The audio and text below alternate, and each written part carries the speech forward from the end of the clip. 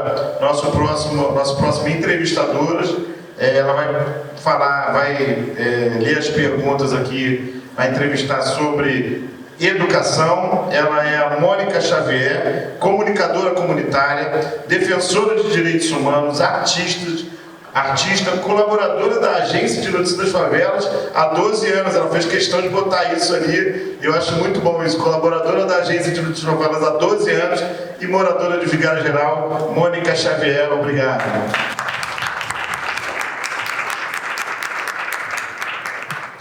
E aí, salve, salve, favela. Com muita honra, com muita alegria, ser uma mulher preta, estar aqui presente para essa plateia maravilhosa, para os nossos candidatos também, todo o meu carinho, todo o meu respeito. Enquanto comunicadora comunitária, eu vou me apresentar. Eu sou uma mulher preta de cabelo black, 1,60 m de altura, uma mulher de corpo real. Isso é muito importante, não sou uma mulher gordinha, sou uma mulher de corpo real. Isso é muito bom, a gente poder se empoderar e se afirmar nisso. Eu vou falar sobre a parte, né, de educação. E assim, já vou abrir o meu envelope. Tá igual a escola de samba, então assim, que responsabilidade, né? Porque assim, é nota 10, hein, galera? Respondam no estilo nota 10, tem que ser potente. E que responsabilidade, e eu aproveito para saudar o ICEMAR, porque assim, eu fui formada, né, minha primeira formação técnica foi aqui na IAT, aqui do lado. E quando a gente viu o Museu do Samba, há quase 20 anos atrás, surgir através de uma mulher preta que luta até hoje pela dignidade do samba, né? Porque a palavra samba é uma palavra africana que significa o toque, e essa mulher sempre tocou os nossos corações com essa luta, né? Então, assim, é uma honra estar aqui, é uma honra o Museu do Samba receber, de fato, o que as favelas pensam. Né? Porque a favela, ela não é só um lugar de depositório de votos, mas sim de potencialidade, e a favela sabe responder na prática o que é realmente mudança. Então vamos lá, gente.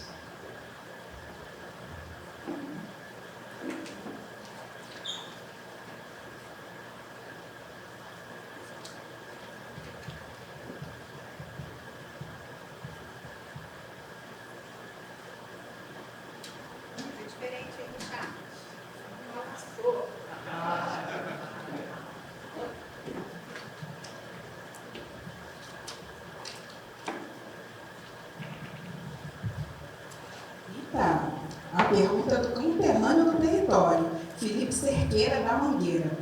Ele faz a seguinte pergunta: os índices de violência contra a mulher têm aumentado, sem distinção de classe ou etnia.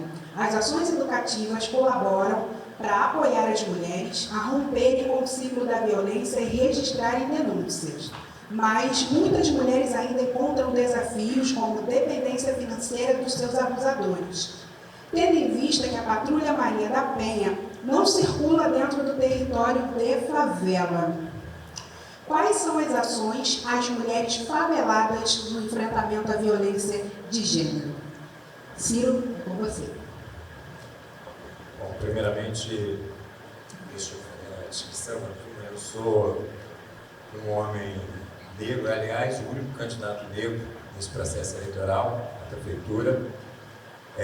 Para facilitar a minha identidade, aquela parcela que nas pesquisas do IBGE somos pardos, mas somos negros, essa é a verdade. Cabelos brancos, porque já estou aí, sou jovem há mais tempo, né? Mas ainda tem os fios pretos que dão um ar assim de grisalho, né? E estou aqui com uma camisa, agora vai ficar igual o Tarcísio, eu não sei exatamente, mas acho que ela é creme, né? E com adesivo 16 aqui no meu peito. Bom, eu quero agradecer as palavras da Nilson em relação ao meu filho, Danilo, que batalhou aqui com ela nesse museu. Meu filho é um cara do mundo do samba, meu filho é compositor de samba enredo, é do departamento cultural da Vila e compositor de samba enredo na Vila e em outras, participa, já ganhou em outras escolas também. Então o samba está na minha veia, entendeu? Agora, entrando aqui e o meu filho foi aluno do Tarcísio. Tarcísio foi professor do meu filho do Pedro II. Foi professor do meu filho do Pedro II. Eu já estava doutrinado, né? Não precisou, foi mais tranquilo. Não, então, mas entrando aqui. Eu primeiro quero fazer uma concordância com o Henrique sobre o que ele falou. Na boa, qualquer candidato, inclusive os que estão aqui nessa mesa, e os que estão ausentes, que falam em melhorar a saúde, educação, qualquer coisa que seja, entendeu? Sem atacar a lei de responsabilidade fiscal, sem atacar o arcabouço fiscal de Lula e Haddad, que nada mais é do que um novo teto de gastos, sem atacar a questão da dívida pública, está mentindo para vocês, porque não tem condições de fazer nada se nós não rompermos com essa lógica que engorda o sistema financeiro e... Caramba, então depois eu vou voltar aqui para a pergunta. Em relação a essa questão da violência de gênero, primeiro nós temos que aumentar as delegacias especializadas e educar o material humano que vai receber essa mulher. Porque muitas vezes tem isso. Ela é desestimulada, inclusive, quando chega na delegacia, porque recebe profissionais homens, machistas, que desestimulam as suas queixas, as suas denúncias. E nós estamos numa era digitalizada. Não tem como a questão de uma medida protetiva ser um mero pedaço de papel que diz que não funciona na favela, mas não funciona dentro da favela, não funciona em lugar nenhum. Tem que ter um controle, junto com a medida protetiva, um controle digital, que não seja uma tornozeleira, mas que seja um chip, um relógio, qualquer coisa que o valha, que esse cidadão seja monitorado desde o momento em que ele seja denunciado, mas fundamentalmente ampliar os espaços de acolhida e oferta de emprego para essas mulheres, né, que muitas vezes caem nessa situação que a pergunta já colocou, da dependência econômica desses trastes que infernizam a vida delas. Obrigada. Então, obrigado. Vamos à próxima.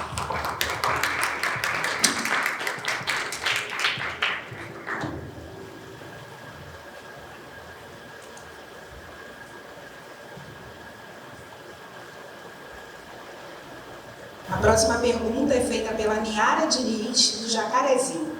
A população negra na cidade do Rio de Janeiro corresponde a mais da metade dos cariocas. No entanto, há uma profunda desigualdade social que se aprofunda através do racismo. Quais são as propostas de políticas antirracistas que o candidato propõe para esse mandato? Henrique. Obrigado, queria agradecer pela pergunta.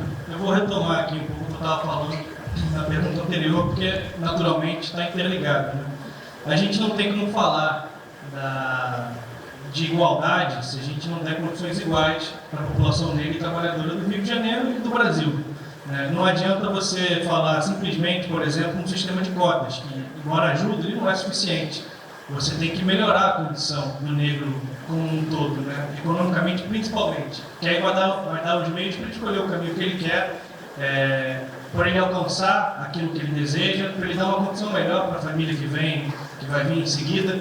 Então, para ele poder estudar, para ele poder trabalhar, para ele poder fazer cultura, adquirir mais cultura também.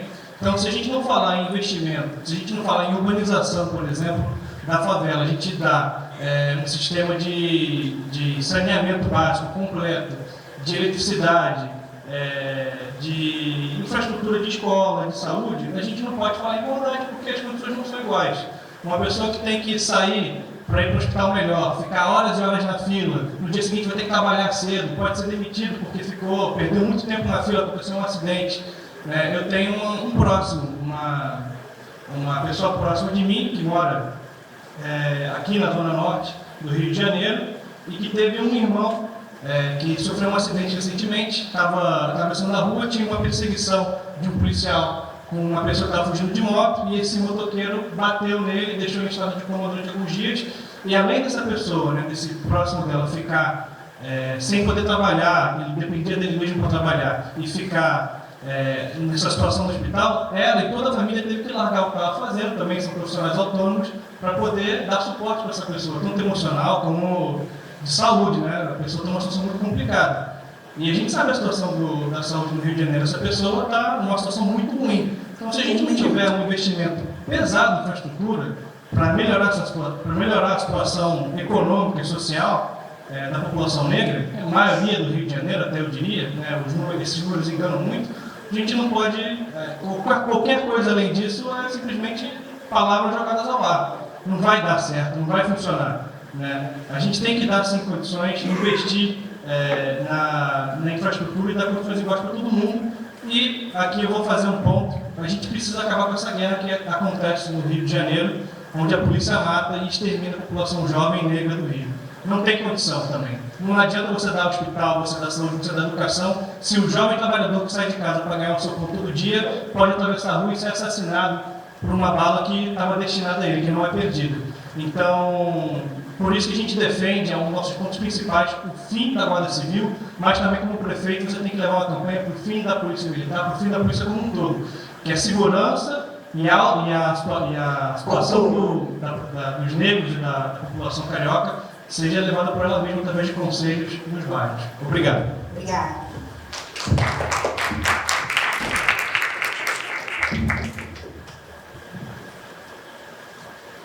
A pergunta a seguir é feita pelo Juliano Guimarães, do Vidigal. Existe algum projeto para que os alunos das escolas municipais possam ser incentivados e realmente buscarem o conhecimento, ao invés de só quererem o diploma, saindo muitas das vezes do ensino fundamental sem sequer saber interpretar um texto? Juliette, é com você. Perfeito. Qual é o nome? Juliano Guimarães, do Vidigal. Meu xará. Juliano, eu acho que a sua preocupação é uma das maiores preocupações que a gente tem de maneira geral, né? Porque a gente está, na verdade, observando que a gente tem uma evasão escolar muito grande, né? E também a gente não tem um aproveitamento de toda a educação, principalmente, né, para quem está na escola pública hoje, para poder conseguir se desenvolver plenamente. Fato é que esse é um projeto provocado, né? Então é sempre assim, a escola, ela perde, né, o estudante perde o interesse na escola, em especial porque a cada dia está ficando pior mesmo, né? A estrutura das escolas, os professores que são lutadores, guerreiros, estão tendo que trabalhar em dupla, tripla regência, tendo que se matricular, ter 3 matrículas para poder conseguir sobreviver, então dificulta inclusive aquele tempo de planejamento, um tempo de conseguir, de fato, usufruir de tudo que aquele estudante pode dar. São vários elementos juntos que fazem com que, de fato, a gente tenha muitos estudantes saindo, às vezes, do ensino fundamental, sem conseguir interpretar texto, sem aprender coisas muito básicas. E aí eu estou falando aqui, inclusive, de um lugar de uma mãe de um menino de 14 anos que está terminando agora o ensino fundamental e estudante da escola pública. Meu filho sempre estudou na escola pública, é aluno da rede municipal, e essa realidade que o Juliano falou é a realidade que eu enfrento na minha casa, que outros enfrentam também. Então, como é que a gente soluciona? Como é que a gente resolve isso? É também com mais investimento para a educação, e de vários setores. E aí eu concordo que a gente precisa olhar que, na verdade, a cidade que a gente vive não é uma cidade pobre, é uma das cidades mais ricas do mundo, né, do nosso país. É uma cidade que tem, só de orçamento, mais de 42 bilhões de reais.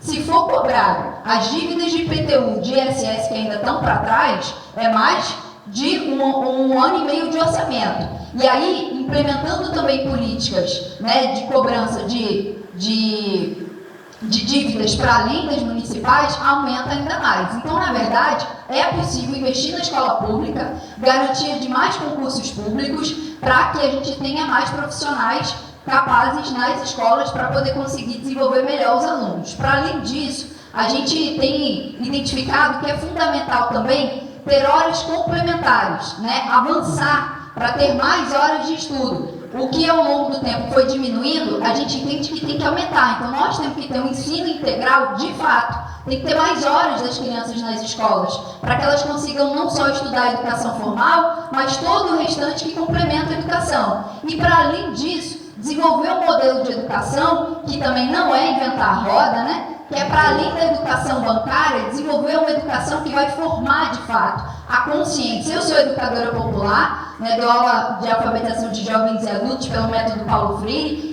e reforço, essa é a melhor forma de não só aprender a ler e interpretar um texto, mas também a interpretar o mundo e saber qual o seu lugar no mundo. Então essa educação emancipadora, ela é o fundamental e é isso que a gente também quer implementar na cidade do Rio de Janeiro. Obrigada. Vamos à nossa última pergunta. Olha, ela vem da Mônica Francisco, do Borel.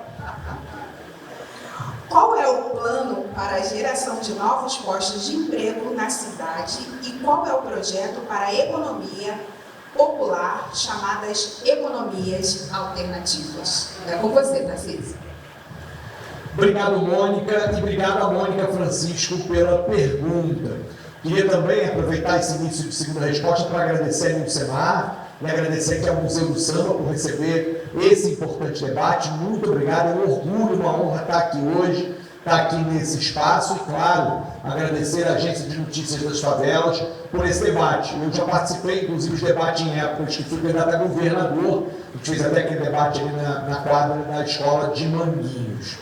Mas a Mônica Francisco, no tema sobre educação, pergunta sobre emprego e as economias e a perspectiva da chamada economia alternativa. Eu acho que tem toda a relação. Primeiro que a gente precisa sempre lembrar que educação de qualidade é educação integral. E educação integral não é apenas ampliar o horário. Juliette tem razão quando diz a questão da necessidade de ter mais horas, mas sobretudo quando a gente pensa numa educação integral, que é uma educação plena, que pensa na potencialidade, todas as potencialidades do ser humano na escola, porque escola é lugar de descoberta do mundo como ele é, do mundo como ele deveria ser, e de como é que a gente faz para sair de um lugar e chegar ao outro. E nesse meio do caminho, sim, quando a gente pensa em educação, há uma dimensão da questão de preparar o jovem para o mundo do trabalho, mas não na forma como a burguesia normalmente quer que o chamado ensino técnico seja um ensino aligerado, muito mais rápido, em que o conhecimento acumulado pela humanidade é negado para aquele filho da classe trabalhadora para qual só vai ser ensinada uma profissão. E isso está errado. O ensino técnico também precisa ser um ensino integral. Eu sou professor do Colégio Pedro II, onde a lógica, inclusive, do ensino técnico integrado tem este princípio da formação plena do trabalhador. E aí, numa sociedade em que nós vivemos, em que a questão do desemprego é um drama, é um problema grave, porque quando eu entrei lá na escola, meu pai sonhava em ter um filho formado na faculdade seria garantia de emprego. Não é mais o caso. Portanto, nós precisamos também pensar no mundo do trabalho como um mundo necessário para essa emancipação dos trabalhadores e dos cariocas. Nosso programa apresenta alguns eixos na questão do trabalho. Há eixos estruturantes, como o polo industrial de inovação e saúde em Santa Cruz, na zona oeste da cidade do Rio de Janeiro, a partir, inclusive, da fábrica de vacinas que hoje já está em construção lá, o processo de construção civil a partir do processo de saneamento nas favelas, através do projeto Favela e Cidade, a cultura como produtora e geradora de emprego e renda como um elemento estruturante para isso, mas é também possível e necessário que a Prefeitura tenha um polo de incentivo da chamada economia solidária, das práticas de produção, de consumo e de geração de emprego e renda que as próprias comunidades, favelas e periferias produzem hoje. Nós entendemos que uma prefeitura de esquerda, como nós nos propomos a ser, não é apenas aquela prefeitura que tem ideias novas, mas tem um jeito diferente de administrar a cidade. E nesse ponto de vista, a incentivar tudo aquilo que é produzido na própria favela é papel de qualquer prefeito que quer emancipação da classe trabalhadora.